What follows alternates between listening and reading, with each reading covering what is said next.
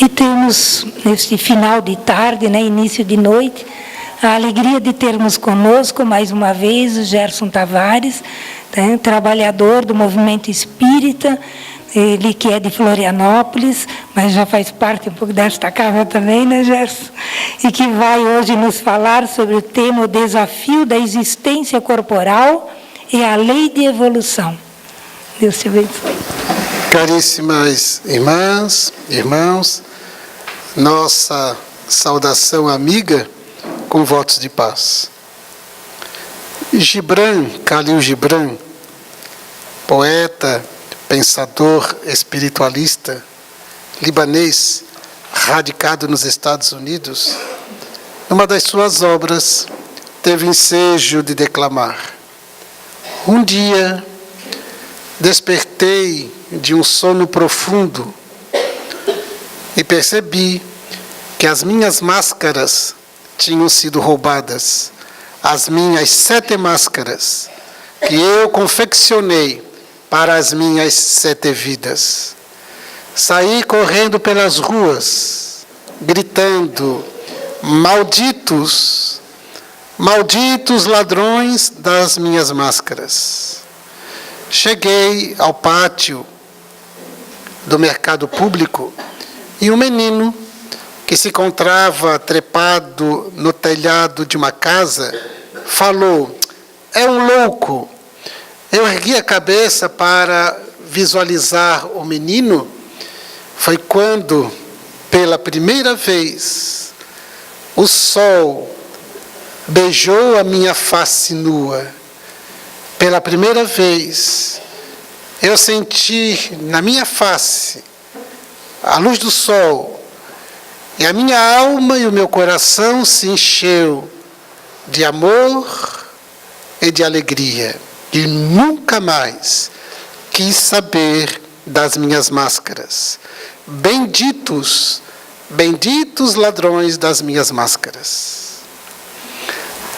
A existência corporal, que se constitui uma realidade que a lei de evolução exige, impõe ao espírito imortal, e impõe de forma repetida, sucessiva, exatamente porque as reencarnações constituem o meio pelo qual o espírito, que um dia fora criado simples e ignorante, simples porque sem experiências, ignorante porque ignora, não sabe, desconhece sobre si o objetivo da vida, as leis da vida, a sua destinação.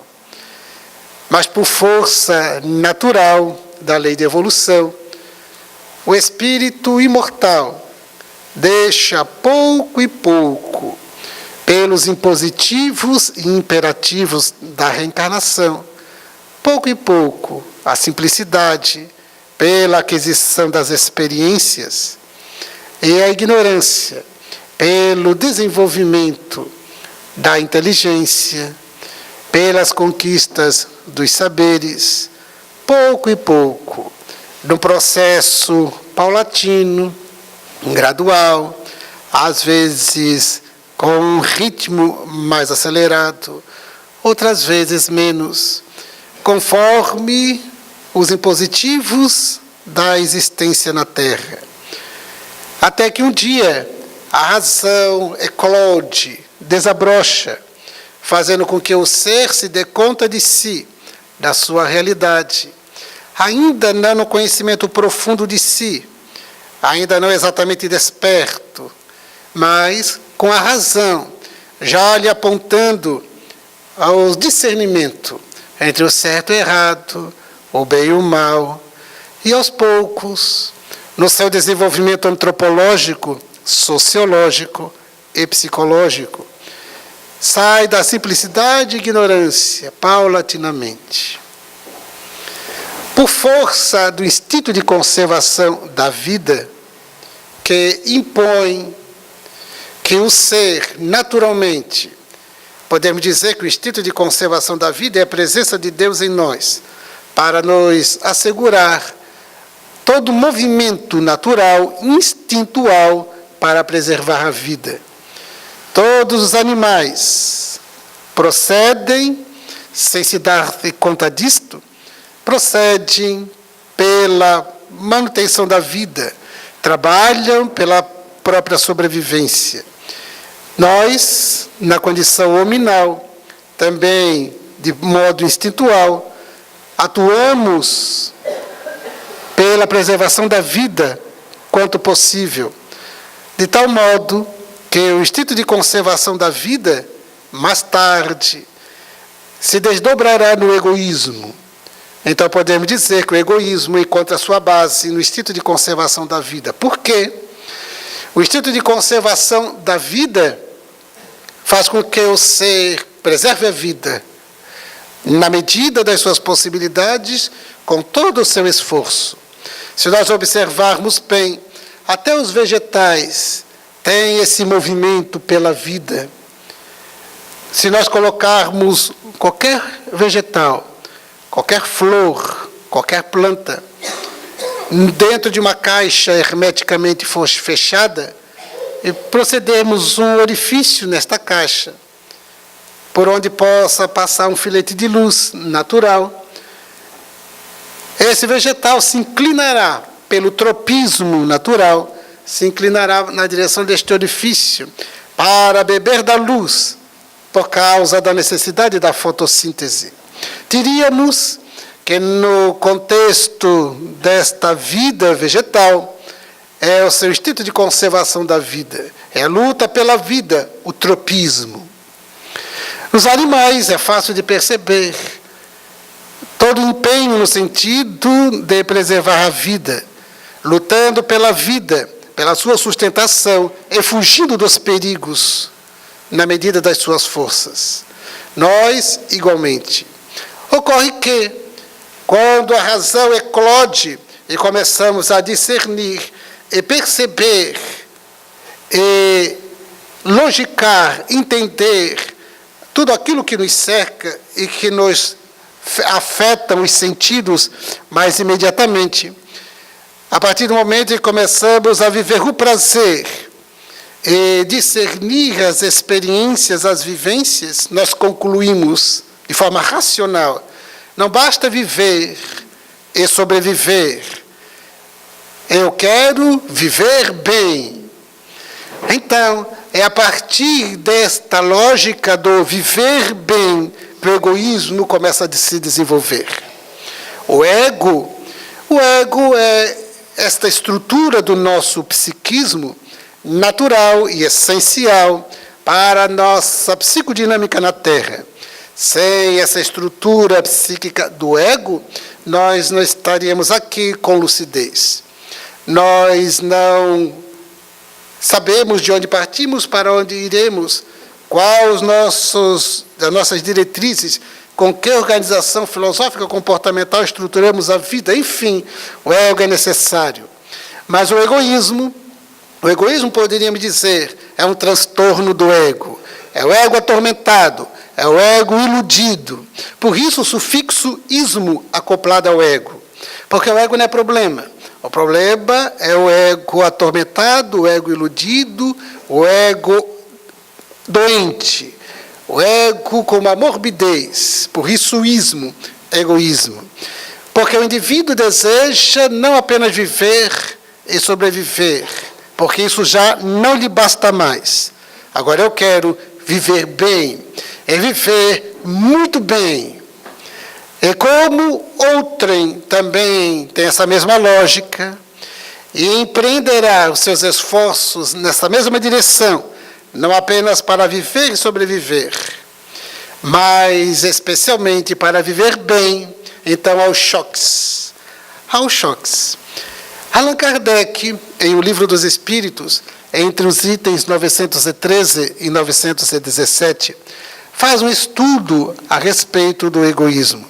E os espíritos afirmam, na resposta ao item 917, que toda pessoa que se dirige para outrem, movida pelas expressões egóicas, egoístas, a tendência é que o outro, enquanto não estiver pleno, que o outro também se defenderá, atuará na sua direção com egoísmo. Então, são choques. É o famoso lugar ao sol.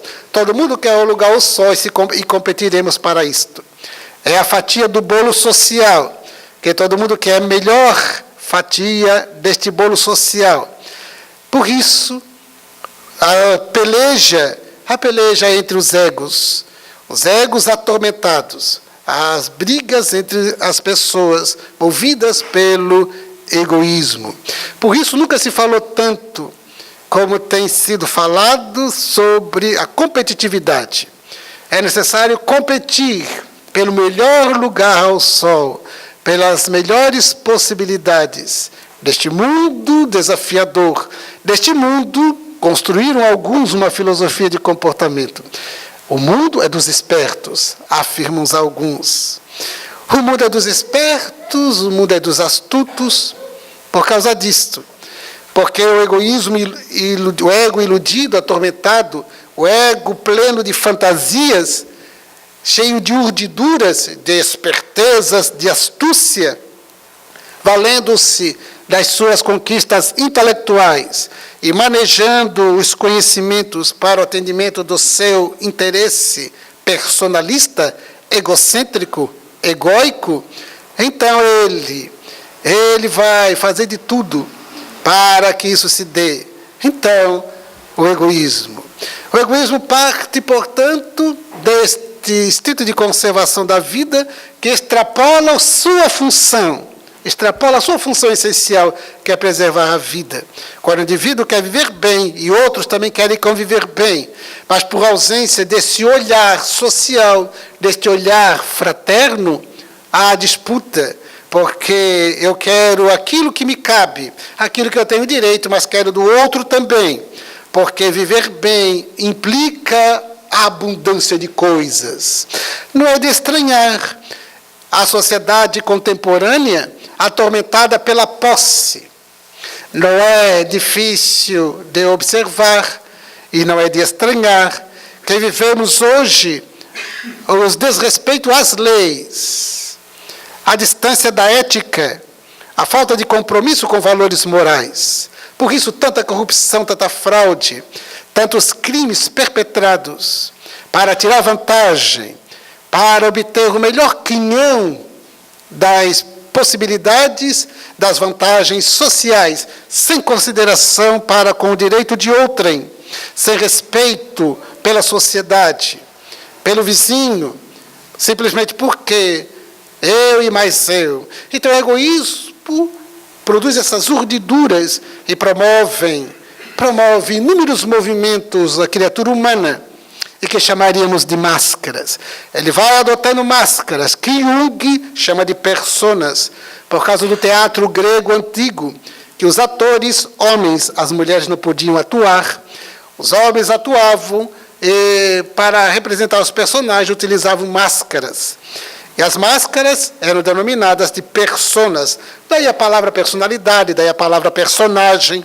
E Jung se apropria dessa palavra persona para dizer que nós utilizamos personas no plural, porque conforme a situação, nós colocamos as máscaras. É o ego que produz estas máscaras. O ego confecciona as máscaras para ajustar-se, adaptar-se às várias situações da vida em sociedade, conforme o interesse orientado pelo ego atormentado, pelo seu desejo de possuir, de se empoderar sobre o outro, porque o slogan é viver bem. Não basta viver e sobreviver. Viver bem, viver com abundância de coisas, viver com abundância de prazeres, mesmo que outrem tenha que sair prejudicado. É quando o indivíduo se distancia da ética e dos valores morais. As máscaras produzem, portanto, esse grande movimento da vida planetária de perturbação. A reencarnação ela nos devolve ao proscênio da terra, tantas vezes quantas forem necessárias, para pouco e pouco. É algo muito demorado. Para outros que despertam a consciência, assumem, a partir de um movimento volitivo, um movimento de vontade, de querer, autodeterminado, despertando a consciência, torna-se um ritmo mais acelerado. Mas fora isto, seguindo o ritmo dos impulsos e as leis da encarnação, lei de evolução, de causa e efeito, o indivíduo vai experimentar ao longo das sucessivas reencarnações os impositivos e imperativos das experiências pela lei de causa e efeito, especialmente no mundo desse contexto de provas e expiações, os impactos, desafios existenciais para que as máscaras sejam retiradas, as máscaras sejam roubadas pelas experiências que o indivíduo vivencia, arrostando os efeitos, as consequências dos seus atos sob o comando do ego atormentado, sob a orientação do orgulho, sob o empoderamento da vaidade, do egocentrismo, que conduz o indivíduo ao materialismo. Os Espíritos deixam muito claro no Livro dos Espíritos que o egoísmo fortalece o materialismo. O materialismo retroalimenta o egoísmo. Egoísmo e materialismo estão de mãos dadas. Orgulho é o filho primogênito do egoísmo. Então, a partir do ego atormentado, que chama a sua parentela, orgulho, vaidade e presunção, e os comportamentos de uma ética materialista, hedonista, o indivíduo produz tantos danos para outrem, para si mesmo, para o meio ambiente. Então, as reencarnações que nos devolvem a Terra para que, pouco e pouco, as máscaras sejam derribadas a partir das experiências impactantes, que Allan Kardec chama de provações, de expiações. Por isso a Terra, por enquanto, ainda é uma paisagem de dor, dores íntimas, de conflitos profundos, que muitas vezes, utilizando as personas, as máscaras, nós procuramos disfarçar, escamotear, maquiar, porque a nossa tendência do ego iludido é de fugir da realidade. Vivemos empreendendo os esforços para fugir da realidade. É um processo inconsciente. Fugir da realidade porque a realidade nua e crua, ela é insuportável. Refletimos assim inconscientemente. Então nós pretendemos escamotear, disfarçar, fugir da realidade que me define. Então, a partir das tentativas e dos empreendimentos de fuga da realidade, nós não encontramos, não nos reencontramos, não nos descobrimos, não solucionamos coisa alguma, porque de camuflagem e disfarces nós tentamos viver a existência sob impulso no instinto de conservação da vida, orientado por um ego atormentado, fazendo com que a existência na Terra ela seja muito desafiadora. Por isso há a depressão, que chama a atenção da Organização Mundial de Saúde, pela característica de pandemia que a depressão tem na atualidade, e a ansiedade, do qual muitas vezes a depressão é resultado, a síndrome do pânico, o estresse, mas também as agonias da revolta, do desespero, e multidões que se deixam seguir na jornada terrena, carregando mágoas, ressentimentos, ódios, fazendo com que a existência na Terra seja uma experiência muito difícil, acusam alguns. Tudo por quê? Porque ainda carrega máscaras. Despir-se das máscaras é fundamental para que o ser encontre-se e desse conta da realidade, libertando-se. Foi por isso que Jesus veio à Terra, além de outros missionários, mas especialmente Jesus, para trazer a todos nós as leis de Deus, as leis morais da vida, e viveu em plenitude para nos deixar pegadas na terra, de modo que ele se tornou o nosso modelo e guia. Por essa razão, o Espiritismo vem nos revelar a imortalidade da alma, a reencarnação, a lei de causa e efeito, para nos alertar, por meio dos saberes, alcançando nossa capacidade racional de logicar, de entender, de compreender, para que esses saberes, agora, diante dos desafios existenciais, eles sejam trabalhados no sentido de nos orientar à aceitação e às transformações de que se fazem necessárias. E todas as transformações necessárias impõem que as máscaras sejam retiradas. Estamos na Terra, então, vivendo experiências, cada qual conforme as suas necessidades evolutivas. Alguns conflitos íntimos importantes. Outros, vivemos as experiências desafiadoras nas relações interpessoais do ambiente doméstico. Muitas vezes arrostamos as dificuldades financeiras importantes, a despeito dos melhores esforços e as técnicas mais aconselháveis no sentido de resolver esse problema. Mas a impressão é que é uma sombra que nos acompanha, difícil de demover, a despeito de todos os esforços e todos os caminhos escolhidos. Quando parece que estamos solucionando, ressurge ou recrudesce, ou dá a impressão que voltamos para trás. Quando aquela experiência desafiadora se renova, se recrudesce, se repete, e parece que está nos esperando ali na esquina, para que quando chegarmos lá, nós reencontremos. Então, a jornada na Terra, no nosso nível evolutivo, é caracterizada pelos desafios importantes. Quando nós nos damos conta, à luz do Espiritismo, da imortalidade da alma, nós somos convidados a viver emocionalmente o conceito de imortalidade. Porque uma coisa é um conceito, é o saber. O outro é viver emocionalmente aquele saber. Esse é o nosso desafio, de viver, introjetar, nos apropriarmos do saber para uma vivência emocional daquilo que sabemos. Se nós apenas sabemos, nós ficamos apenas no conceito. É a respeito do anjo de guarda, por exemplo. Muitos amigos espíritas, depois que aprendem com o espiritismo, a confirmação de anjo de guarda, que é uma tese muito antiga porque ela é verdadeira.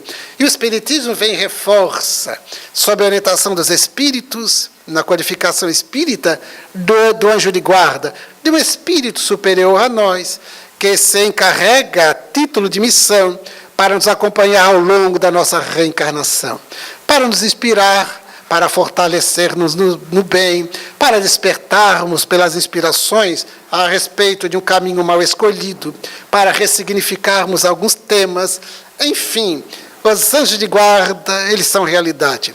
Mas eles não violentam em nenhum momento o nosso livre-arbítrio. Nosso livre-arbítrio, diríamos aqui numa expressão de senso comum, nosso livre-arbítrio é sagrado. É respeitado pelos espíritos nobres, respeitado por Deus, porque é uma cláusula pétrea, diriam as pessoas do ambiente jurídico. Ela é inamovível ao respeito sagrado ao nosso livre-arbítrio. Por quê? Para que tudo que eu faça, eu seja senhor dos meus atos, para que eu tenha responsabilidade pelos atos, ao mesmo tempo que eu tenha os méritos.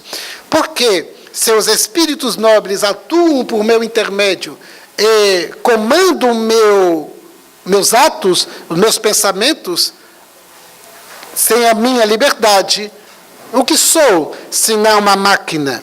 Então, nosso livre-arbítrio é preservado. Os anjos de guarda estão na função de inspiradores, mas não para ocupar o nosso lugar. Por isso nós podemos dizer que a tese de que Jesus é o Salvador não é, porque ele não vem nos salvar, ele vem nos apresentar o caminho da salvação. E o caminho nós temos que percorrer. Esse caminho nós temos que seguir adiante.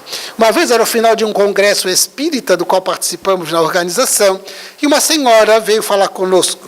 Uma amiga trouxe: Gelson, a senhora quer falar com alguém da organização. Era uma senhora muito bem vestida, cabeleira muito bem posta e tal, muito educada, muito refinada. Ela me disse assim: eu estou muito preocupada com o evento. Mas por quê? Eu pensei, alguma coisa da organização, falhando, mas em que eu posso ajudá-la? Ah, mas é o tema, os assuntos que vocês estão trabalhando. E ela se revelou. Ela disse que estava ali sob a responsabilidade como espiã da Igreja Católica, para ver que temas nós abordávamos. Eu achei muito curioso, já ouvi falar espião de toda ordem, mas nessa área eu desconhecia.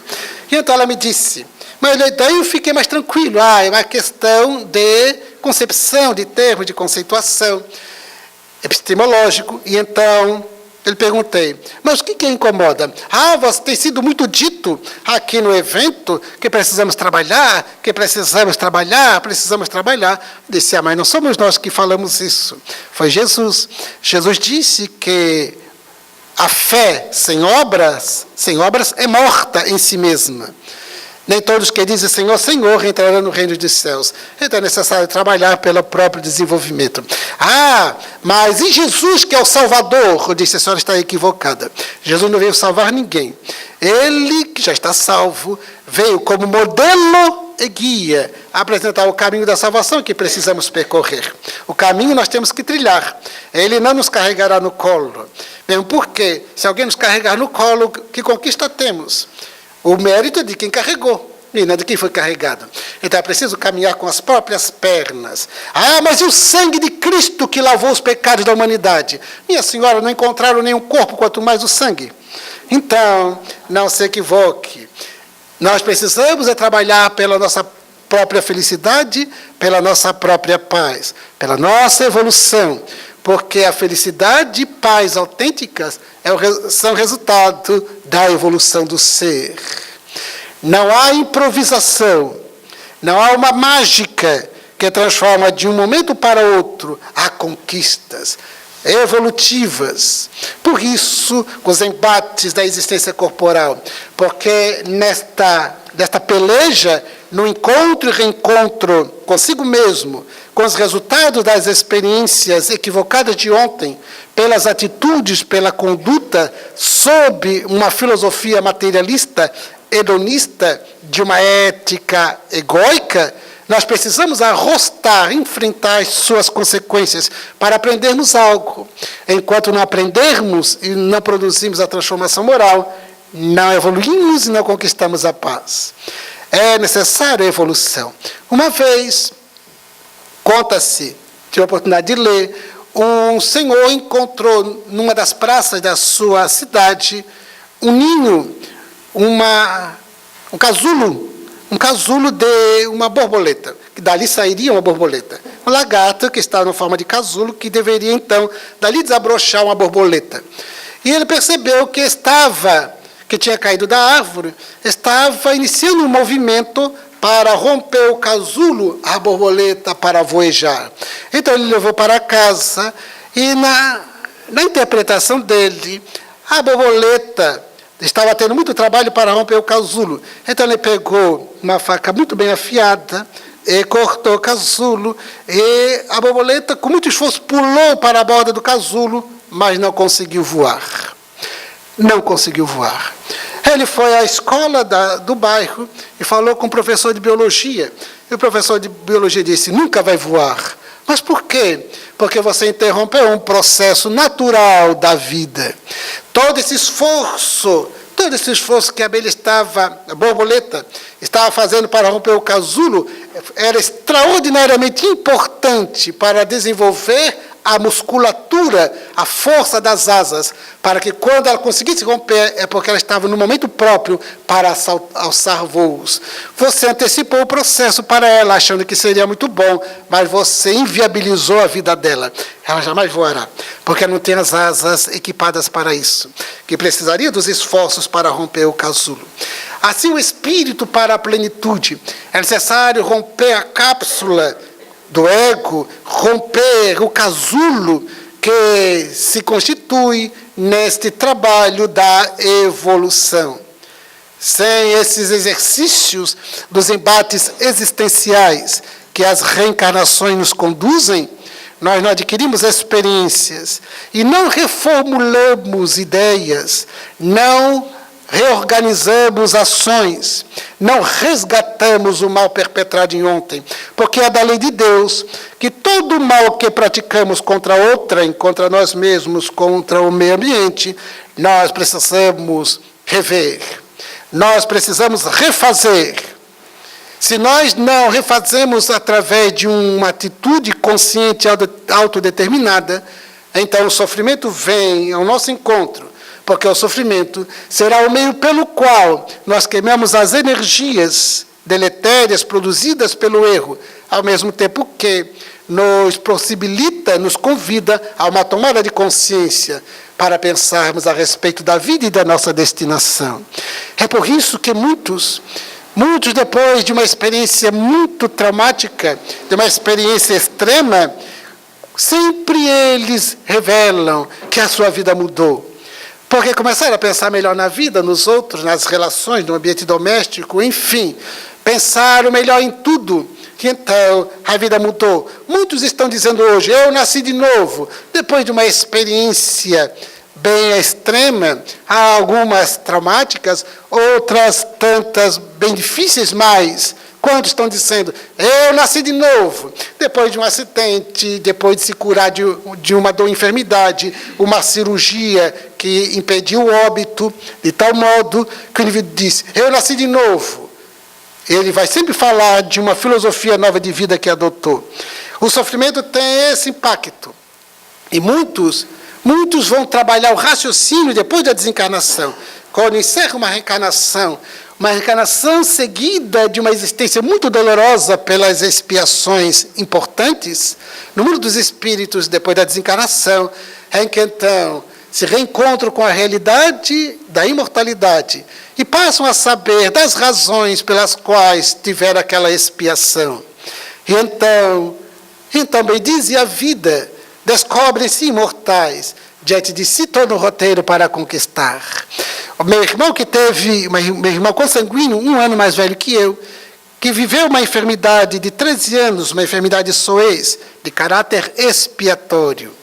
E então, quando foi diagnosticado, depois de muita dificuldade de diagnóstico, ter sofrido muito, e ter estado à beira da morte biológica, estando na UTI, e com uma infecção generalizada, mas recuperou-se.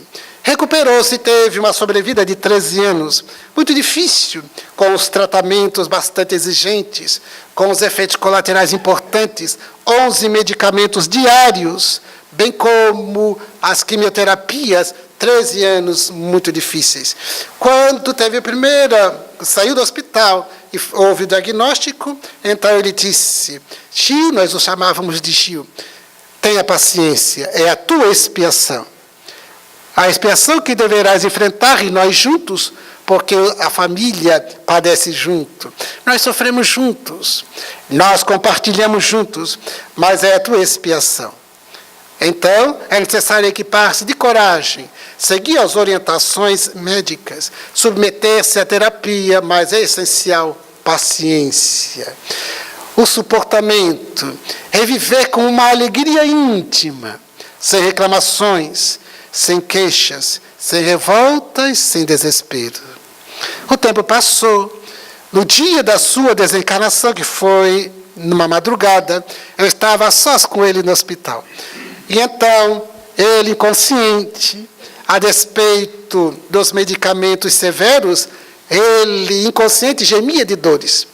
E então, ele, com o corpo muito fragilizado, embora inconsciente, eu falava com ele, porque sabia que o espírito registra tudo. Então ele disse, Gil, tu não sabes ou te recordas das razões pelas quais passaste por essa expiação. Mas quando chegares ao mundo dos espíritos, saberás dos motivos. E então poderás bem dizer a reencarnação que tiveste. A reencarnação de caráter expiatório. A expiação que viveste muito bem, porque não reclamaste. não te queixaste. Te submeteste às providências divinas em teu benefício. Não foi um castigo, não foi uma punição, mas um método de reeducação. Então, agora que pagaste, despeça-te do corpo. O teu corpo já não suporta mais. Despeça-te dele. Não tema a morte, porque ele nos falava que tinha medo de morrer. Não tema a morte. Reencontrarás o nosso pai, que já estava desencarnado. Reencontrarás o nosso pai.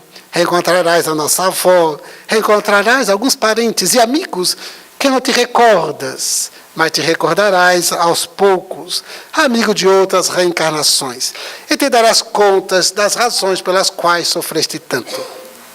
São razões expiatórias, o mal perpetrado no passado, o mal o qual nunca mais deverás praticar.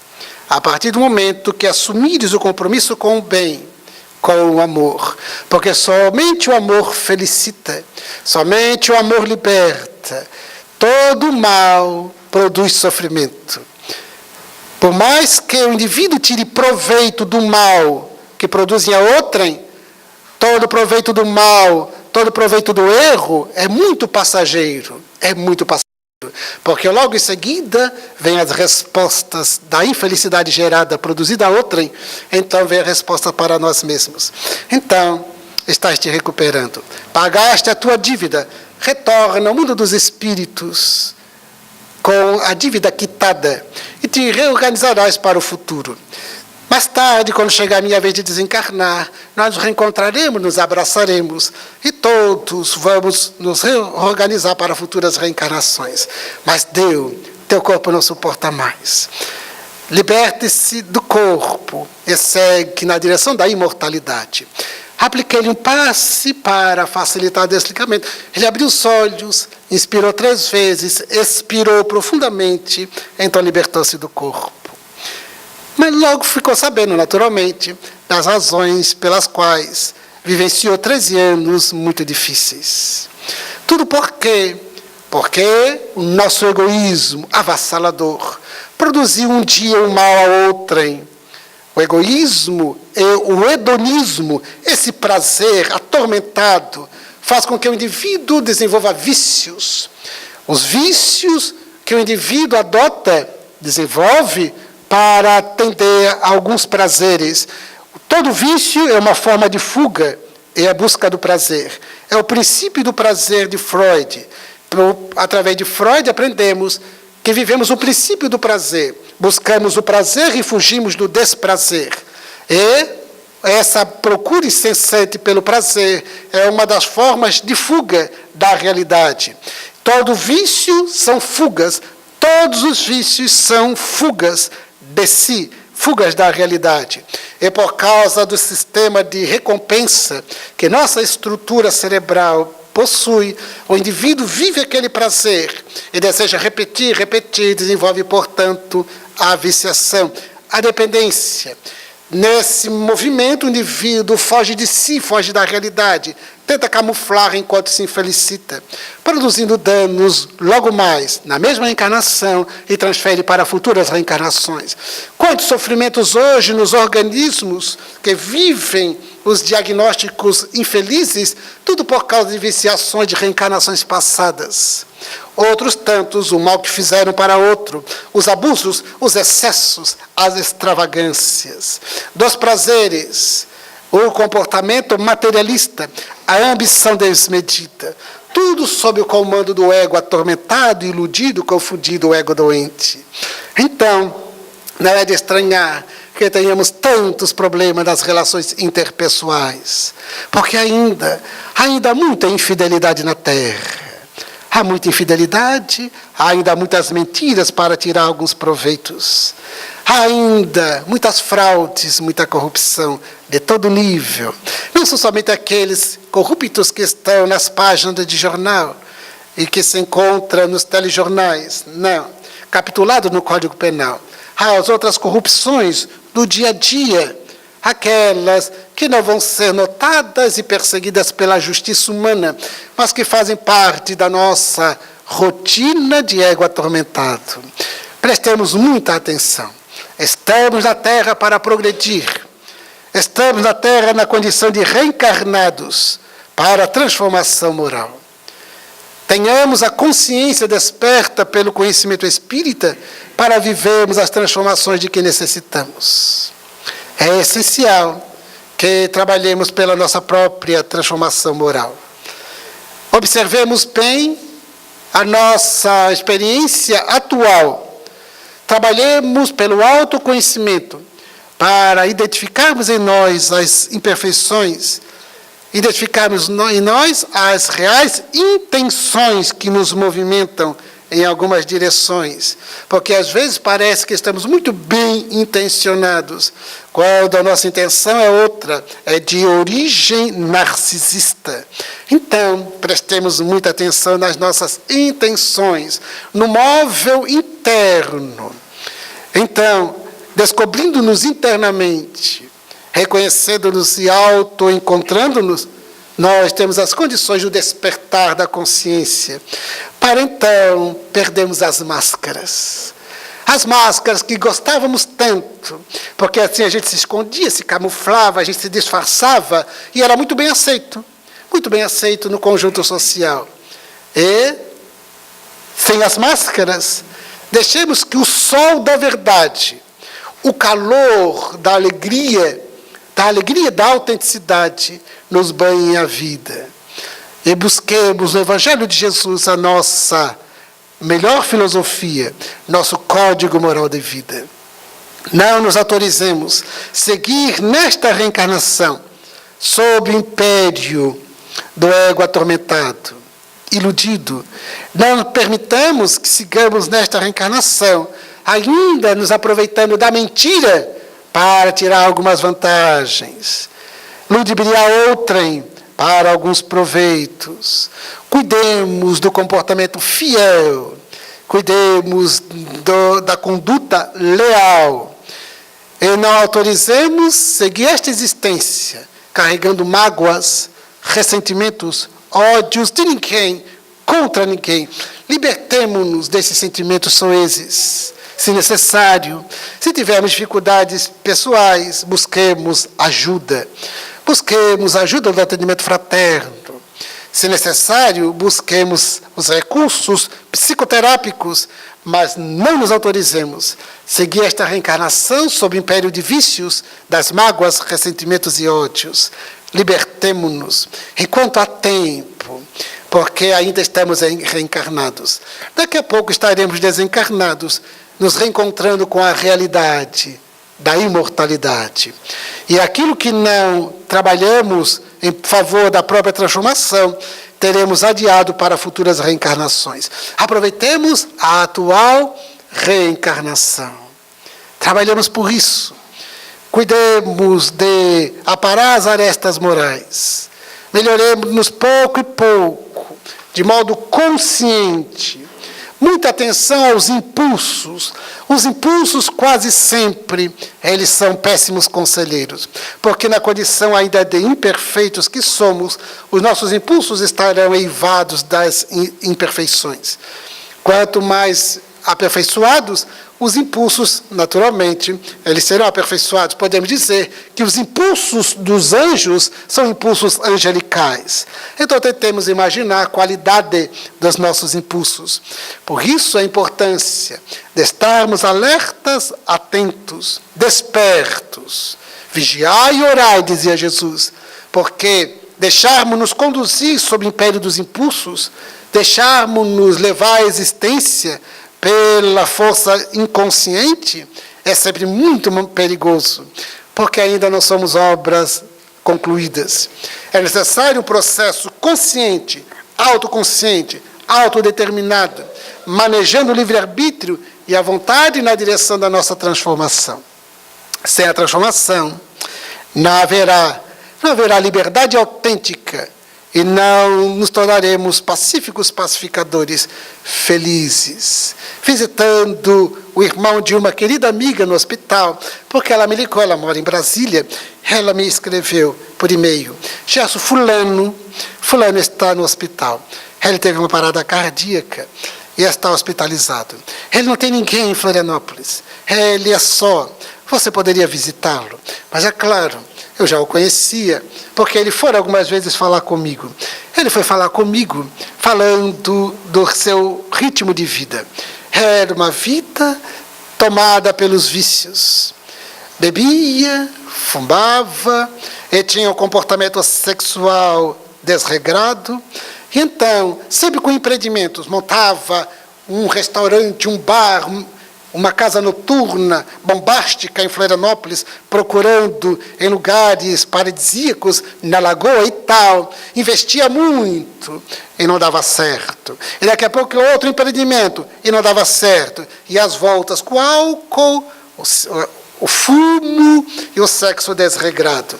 E então, às vezes, ele ia falar comigo, conversávamos, ele dizia, a partir de hoje eu serei um outro homem. E voltava a ser o homem velho. Daqui a pouco ele ia falar comigo, agora eu vou mudar. E não mudava. E agora ele estava no hospital. E então eu fui visitá-lo, ele me disse, Gerson, aquela noite, eu não me recordo de ter chorado tanto como naquela noite. Eu nunca chorei tanto. E eu nunca fumei tanto. Então o corpo não aguentou. Sim, é natural. Daí ele disse, daí conversamos, apliquei-lhe o passe, e ele me disse, quando eu sair do hospital, eu vou ser um outro homem. E eu pensei, sem falar, se sair. Porque os médicos disseram que ele precisava de uma cirurgia cardíaca. Era necessário melhorar o quadro clínico para a cirurgia. Então, eu fui todo dia visitá-lo, aplicava o passe, conversávamos, e no final de semana saí para um roteiro de palestras em outro estado. Então, liguei para uma amiga da casa espírita e pedi, fulana, tem um amigo assim, tal, você vai visitá-lo, vai conversar com ele, faça a companhia para ele, e aplique o passe. Não, Gerson, pode deixar. E eu comuniquei a ele que seria feito assim, porque na segunda-feira eu retornaria. E então, quando eu voltei na segunda-feira, eu liguei para a minha amiga e perguntei, então você foi? Não fui, Gerson. Eu fui na sexta, porque na sexta eu já não estava na cidade. Eu fui na sexta, fui no sábado, mas ontem, domingo, Gerson, ele teve mais uma parada e morreu. Eu disse, coitado, desencarnou. Muito bem, voltou para a realidade da vida imortal. O reencontro com a própria consciência. A amiga de Brasília, sua irmã, mandou-me um e-mail, Gerson, ela é espírita, trabalhadora espírita, membro de grupo de estudos. Ela me mandou um e-mail, Gerson, como é que ele está? No mundo dos espíritos. Ele responde, fulana, sejamos honestos. Sejamos honestos, eu não preciso te dizer como ele está. Ele está vivendo as experiências naturais e lógicas resultantes de uma vida devassa. É natural que ele não se encontre bem. Mas isso é muito bom. É muito bom porque é quando pelo sofrimento ele chegará ao momento de pensar, meu Deus, por que eu não produzi a transformação quando me era tempo? Por que eu não segui as orientações? Por que eu deixei me arrastar tanto pelo hedonismo, a ponto de destruir a minha própria vida, a minha própria reencarnação? Como ele destruiu a vida do corpo, mas não a da alma, permanecia vivo sob os impérios do sofrimento agora. Mas é muito bom, fulano disse, porque agora é o grande sofrimento, o sofrimento que chegará às beiras do insuportável, o sofrimento que parece matar, sem matar, que ele pensará sobre a vida, pensará em Deus, e a próxima reencarnação, esperamos, é que ele aproveite bem, porque ele viverá as expiações necessárias na futura reencarnação. Então, ele está entregue nas mãos de Deus. É natural, portanto, que ele sofra por um tempo. Chegará o momento que a misericórdia divina o recolherá nas bênçãos da sua misericórdia, e no momento oportuno reencarnará, sob o império da lei de causa e efeito. Por isso, na Terra temos tantos sofrimentos de toda ordem, de natureza mental, física e mental, social, inúmeros sofrimentos, todos resultantes das reencarnações pregressas mal sucedidas por própria escolha. Então, enquanto estivermos na Terra, trabalhemos pela nossa transformação moral. saibamos ressignificar, rever posições. Se vivermos alguma expiação, vivamos-la com galhardia, com alegria por estarmos na condição do devedor que está pagando a dívida. É tão bom quando a gente pode pagar as nossas prestações. Eu digo para os amigos, a alegria do pobre é ter suas continhas em dia. Então, se nós estamos no mundo de provas e expiações, é porque estamos nesta faixa de necessidades evolutivas. Então, é com muita alegria que nos é possível pagar as dívidas, como diz André Luiz, espírito através de Chico Xavier. Bem-aventurados os devedores que estão em condições de pagar. Paguemos as nossas dívidas. Façamos os esforços para que nós tenhamos as condições emocionais, psicológicas, de enfrentamento sem revolta, sem desespero, sem reclamações, sem queixumes, superando, suportando com resiliência, adotando os métodos disponíveis para diminuir, para atenuar, quanto possível, para retirar da nossa paisagem existencial aquilo que nos aflige, mas é essencial a transformação moral, a retirada das máscaras. É por isso que Khalil Gibran, ele afirma, benditos os ladrões das minhas máscaras.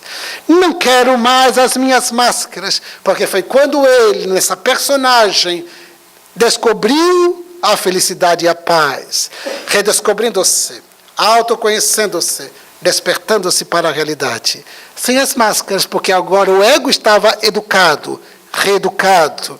O ego agora estava plenamente identificado com o eu profundo. O eu profundo é o próprio espírito na direção da plenitude, na direção da imortalidade.